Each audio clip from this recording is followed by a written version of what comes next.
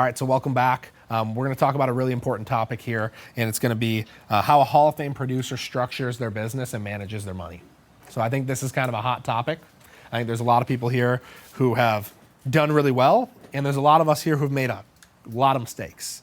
I know that my background, for me, the reason why I've done a really good job of, managing my money here at Family First Life is because I came from a former bankruptcy. I came from a place where, I had, $60,000 in debt. I came from a place where, the IRS was calling me and sending me letters. Trust me, you don't want that. Okay, so we're going to talk about a handful of different topics. We're going to quickly touch on, we're 1099 independent contractors, so that means that we save for our own taxes. A lot of us have, are either running our business as independent sole proprietors. Some of us have LLCs, S corps. We're not going to dig too deep into that, but a lot of us have plans for what we're going to do every time a deposit comes in. So, who wants to kind of touch on maybe a really basic way to kind of not commingle your personal funds and your business funds? Brandon? So for me, I have three bank accounts. Okay, I have three bank accounts. The first account is the main account. The main account where all of my commissions pay into. And then what I do every time I get a commission into that account, I immediately go in there, or my staff, my wife, she runs that, but she immediately goes in and moves that money out. And we put 50% of the money into the second account, which is for my leads. And the other 50% of the money goes into that third account, which pays for staff, marketing, office rent, payroll, my payroll. So I make sure my staff gets paid first. They're first on the board. I'm responsible for their livelihood, so I make sure they get paid first, and then everything else gets paid. But what that does is it makes it easier when she moves that money out of that main account, and I go and look in there and it's showing zero. It lets me know that I got to get back to work. Yeah. Right? When I see that account on zero, that means I got to go back to work. Once that account shows zero, and then takes the emotions away whenever it's time to purchase leads, because the money is coming from the leads account, and the title on the account says leads. So when it's time to buy leads, it's unemotional because it's not coming out of my account, it's coming from the leads account. So that's where the money is supposed to go, to leads, right? And with that third account, like I said, it takes care of the staff, marketing, office rent, my payroll, and things like that. But it really helps, keeps from not commingling the funds, and takes the emotions out of things that needs to be done within the business. So I split everything 50-50. So I have actually 4 accounts, but I use one particularly for just like tax reasons. Yep. You got to pay taxes. Don't run away from the IRS. So I take 50% of what I earn is not mine. It's not mine. I forget about it. It goes into a separate account. From there, I split it 2 to 3 ways. Lead expenses, cost of staff, and also taxes. You got to be able to diversify it. And then I split my 50% earnings. 50% for 25% of that goes to, 50% of the 50% goes to my living expenses. The other, I try to save it, because you also want to have a bit of a backup burner plan just in case stuff goes down south. I did that because I come from a similar background like Jamie. I had a bankruptcy back in 2014. Probably charged off close to $60,000 in debt. Yeah. It stung. 2018, I was back almost down the same hole. Repossessed car. I do not want to go backwards. Yeah. So it's kind of a scary thing. The reason why we work so hard for this is because we don't want to go back to where we lived at before. It's a scary point in time. Financial stress is real. Depression is real. Yeah. I went through it last year in this business because I kind of thought I made it. I had a pretty big team, and I was making tons in override and bonuses, and I let go of the gas, and I spent a lot more money, and you kind of realize you got to stop doing all that. Like you can spend it as fast as you can earn it. So be really wise with how you diversify your investments on your spread. Otherwise, if you don't, you will die a financial death. Everybody's going to do it a little bit differently. I also have 4 accounts. When I came into the business, my wife and I were just newly married, so we had just started our, shared checking and savings account. So what I did is I opened up a business checking and a business savings. So I have a credit union, so I can see all 4 accounts in the same thing. So at the time, I did not have business accounts. I didn't have an LLC. I didn't have an S corp. Any of y'all who are just getting started, honestly, don't worry about any of that for your first year. You really don't need to worry about it. You're going to totally overcomplicate it unless you come from a financial background or you already have a CPA that's hired for you. don't worry about setting up your accounts in any kind of fancy way to try to save a few dollars on taxes, because you're going to save so much in your write-offs in your first year that it's going to be okay.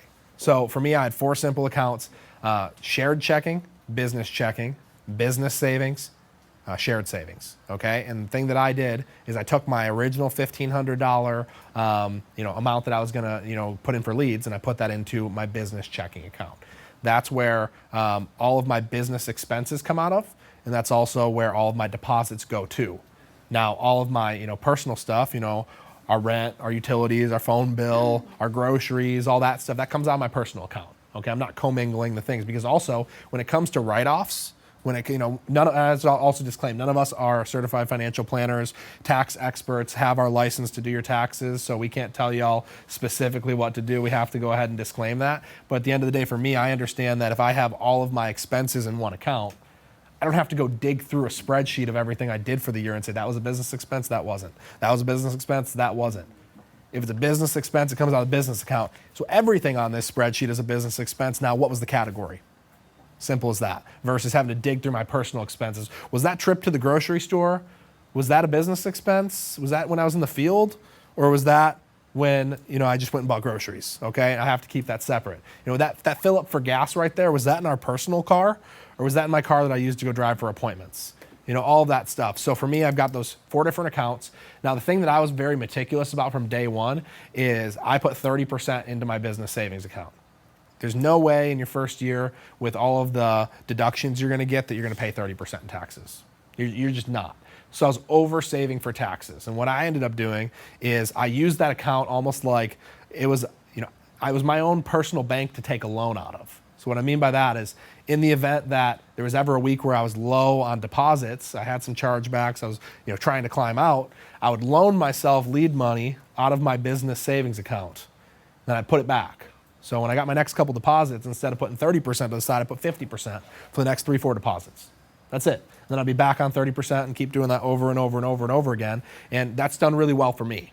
And I take out just enough for my living expenses. We didn't increase our lifestyle very quickly, because I did that in the past where I increased my lifestyle really quickly and then the income went away, and then you're stuck in that stuff, and you got more month left than money, and it's no good. So definitely don't increase your expenses too quick. Be very, very strategic about that. Don't go out and get a brand new mortgage for $3,000 a month. Don't do that right away. Take some time. See what long-term your business is actually going to do over the course of a year, 2 years before you do that. Invest back into your business. Invest into staff. Invest into more leads. These things are things that are going to help you earn more income versus just suck your income away. We're looking at creating a vehicle here that's going to be able to turn on the faucet of deposits whenever you want. We're teaching a skill set of how to make money at will. How to make money at will, how to go be my own personal ATM. You can do that. You can choose to do that. Not everybody will do that. Everyone's going to have different results. The results will vary, but you can do that. You have the ability to. So for me, I look at it as everything that I do, I'm investing back into the business so it can pay me back in the long term. So I'm investing into my business to learn a skill set, to be able to have the confidence to be able to turn on the faucet whenever I want. And then I'm creating a business, I'm building an agency, I'm selling leading from the front, which we're going to talk about here soon, so I can build an agency to earn overrides and bonuses. So now I'm making income outside of my own personal sales. So now my profit is not dependent on just what I sell, but now it's, can I teach somebody else the skill set? And now, managing that money that comes in, that's kind of a whole nother section of the topic. So, anybody up here who's just kind of started, hiring your first staff, that's scary. It's money out of your own account. And, Brandon, you talked about it a little bit. I'd love to hear from somebody else. But what was hiring your first staff like? Was that scary for you? Now you're not just supporting yourself, but you're supporting somebody else's family. Anybody? Yeah, I have an admin, and I hired her probably about 2 months into the business. And you have to just realize that the money that you're putting into the business, it's all on things that are going to produce money down the road. If it's not immediate, it'll be down the road. So with leads, you put your money into leads and you're going to see that back. Same thing with admin. Mine is reaching out to families who they had an insufficient fund the first go around, and then we realized that they changed their bank card. So, she's paying for herself. And it also is going to motivate you to work, because when you have other mouths to feed, whether it be your own family or staff, you're not going to take a week off because they're relying on you. You can't let them down. That's big. So, Mike, whether it's leads or staff or just anything, is there anything, if you could go back to the beginning and do it differently, is there anything you think you'd do? I don't know. I have a love relationship with that part of the business, so love-hate relationship. We have a CPA, and my wife handles all of it. I don't want to see anything. I don't want to see bills. I like the deposits. I buy leads, and that's pretty much all I pay attention to in my bank account. Okay. Anybody else up here, if you could go back, give yourself some advice when you're first getting started, how you might do it differently? Yeah, fire fast, hire slow, because if good staff is hard to find. I literally had to let go a lot of staff in the past. It's because you have to look at it this way. They're responsible for helping you build your vision, and if they're not reaching those goals, why would you keep somebody around? You have to make sure you pick the right staff accordingly. I've tried dialers. It didn't work out. They're never going to be as good as you are on the phone. And then it's felt, your first staff should be either a good admin or a recruiter, in my opinion, because you want to get ahead. Don't waste time. Like, to me personally, like, I think social media personally can get there eventually, but you can still do your own marketing and posts between appointments and stuff like that, and your other staff can assist you with that. But hire a recruiter that knows how to talk to people and how to explain what the vision is for your agency and your team, so they can understand and be a part of it. That's good. Robbie, what kind of staff do you have in place right now, and how does that help your business? I've got 2 full-time. One is my executive assistant, and another one is my national agent specialist. And they've got 2 very different roles. My agent specialist, what she basically does as my recruits come in, she basically holds their hand to make sure that they write their first policy and we get it on the books, okay? And then from then on, we just kind of let them do their thing. Now, they can use me as a mentor or anybody else that is in our agency. And then I've got access to, I believe it's, five individuals in a recruiting service. And there's about 10 of us, 10 agency owners that are in that. And we pay their salaries, every month, all of us together combined. But, it brings those recruits in, which then my national specialist deals with. So that's how I do it. I love it. I think the big thing you guys can take away from this section is that we're building a real business.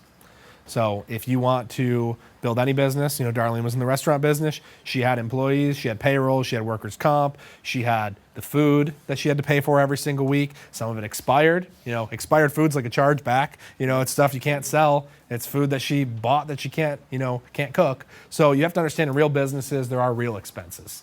And this is a real business. So if you want to continue to be a sole proprietor for the rest of your career here, I'm just going to be brutally honest with you. You can do really, really well here, but you're going to sell insurance for the rest of your life. The honest question is, do you want to sell insurance for the rest of your life? The main reason to run really, really hard in this business in the beginning, to go out and achieve something like Hall of Fame, is you can hold that title for the rest of your career. And say, I help 400 families in a year. I can teach you how to do it. If somebody had the choice to join a team and they found FFL randomly, would they join your team? Or would they find someone who's a Hall of Fame producer somewhere in the company and ask, say, can you help me? They're probably going to do that. So how can you differentiate yourself and be that person that can lead somebody? You go out and just do it first. You go out and lead from the front. You go show people what's possible. My goal is to be at the top of the leaderboard every single week.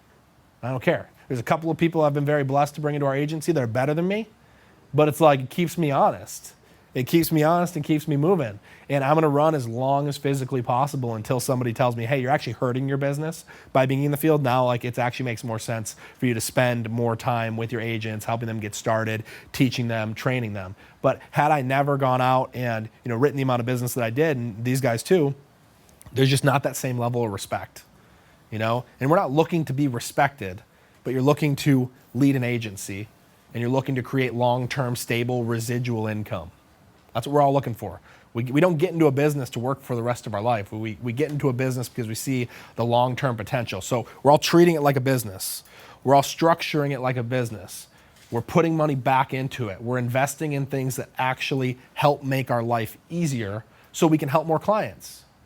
The last thing I'll say, because this is just give you guys a progression of how this can go, and kind of what you can be shooting towards in regards to like a roadmap. So when you first get started, obviously you come in and you want to write as much business as possible. You can put yourself in a really awesome financial position if you work really hard.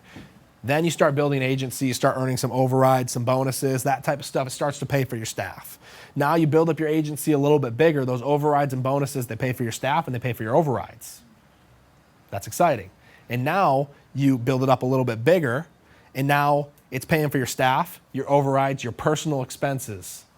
And then everything you keep on the top of that's profit. Or it's fun money that you get to invest into fun projects like this, like having a videographer come out and film this event, put it up on YouTube so people can see it so we can create more recruiting content. You can do that, more fun projects.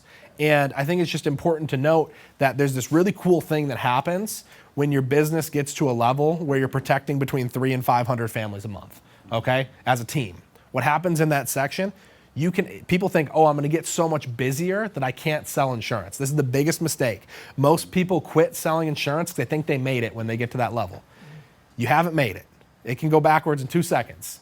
But at this point, for me, I put my foot on the gas even harder because leaders started to develop.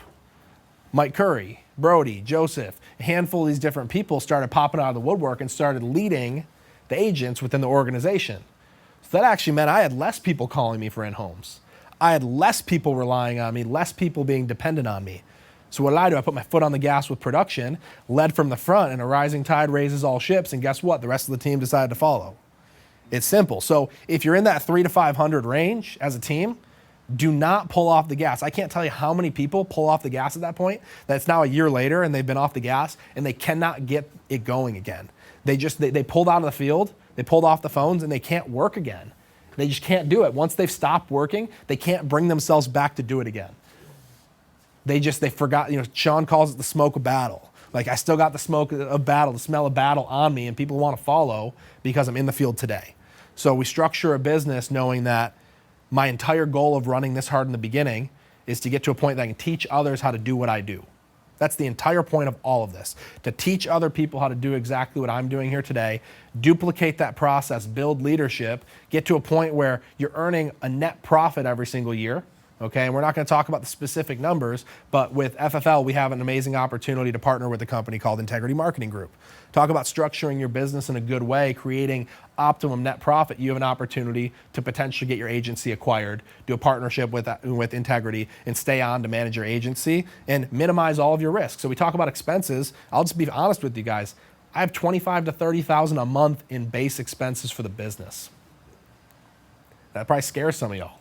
There's obviously net profit, okay? So it makes sense to continue those expenses because we're making more money than we're spending. But at the end of the day, what's that net profit? What's my business worth? Can I partner with an Integrity Marketing Group and have them now take my staff on as Integrity staff? Have my staff be health insurance, etc. And now I focus on managing the agency. And it's not, hey, my agency gets a partnership and now I'm going to go disappear to the beach. It's now I'm going to manage this agency and help as many agents as possible get that exact same opportunity because that's what we have here. So if you learn how to treat this like a real business, structure it like a real business, that's kind of the roadmap of what's possible. You can have an incredible living without the integrity deal. But that on the table, and take some chips off the table, take a little bit of risk off the table, and now do what you love, manage the business, teach agents how to sell insurance and help families, and you can do something incredible. So that's our section on structuring your business. I hope y'all got something out of that.